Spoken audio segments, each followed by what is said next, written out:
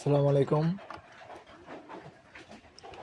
তো আজকে আমরা শিখবো জাবেদা নাম্বার 4। চলো শুরু করা যাক। তো জাবেদাতে প্রথমে লেখা আছে, আমাদের নিয়ম শিখি আমরা আগে। যে কোনো ব্যয়ের নাম থাকলে আমাদের কী জাবেদা হবে?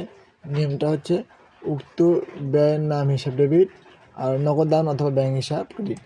নগদান ব্যাংক হিসাব ক্রেডিট। উক্ত ব্যয়ের নাম থাকলে যে কোনো ব্যয়ের নাম থাক, বেতন ব্যয়, ভাড়া ব্যয়, বিজ্ঞাপন ব্যয়, পরিবহন ব্যয়, আমদানি শুল্ক ব্যয়, মজুরি ব্যয়, এরকম যে কোনো ব্যয়ের নাম থাকলে হবে ওই ব্যয়ের নাম হিসাব ডেবিট। যে ব্যয়ের নাম থাকবে সে ব্যয়ের নাম হিসাব ডেবিট। আর নগদান অথবা ব্যাংক, যদি ভাড়া ব্যয় যে ওই ব্যয়টা নগদে দেওয়া হয় তাহলে হবে নগদান, যদি ব্যয়টা চেকে দেওয়া হয় তাহলে হবে ব্যাংক। তো একটা উদাহরণ দিই আমরা, যেমন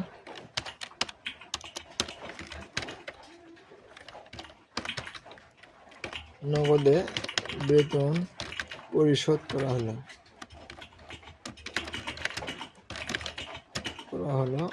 2000 টাকা।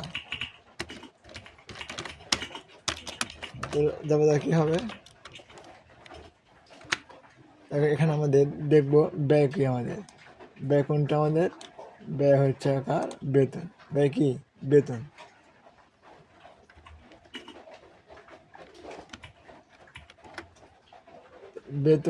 বেতন টাকার ব্যয়, তাহলে কি লাগবে? বেতন। আর বেতনটা কি দিছে?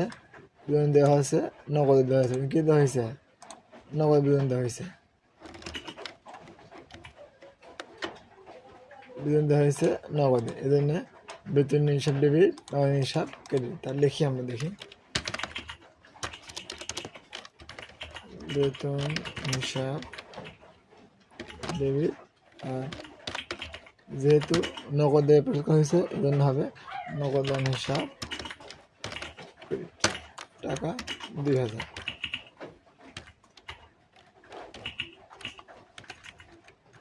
ঠিক আছে। এরকম যে কোনো ব্যয়ের নাম থাকলে সে ব্যয়ের নাম হবে ডেবিট, আর দেখবো ব্যয়টা কি দিয়ে শোধ করা হয়েছে সে ব্যয়ের নাম হবে ক্রেডিট।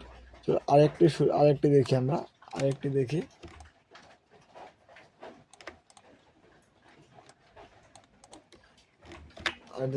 দেখি উদাহরণ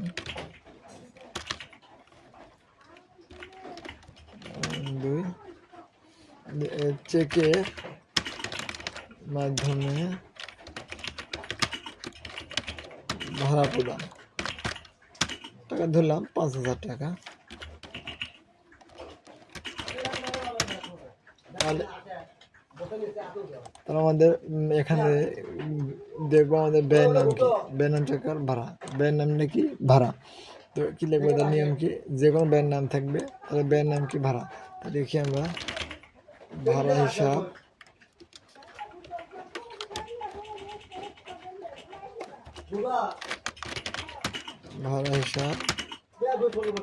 ডেবিট, আর যেহেতু চেকের মাধ্যমে দেওয়া হয়েছে এই জন্য হবে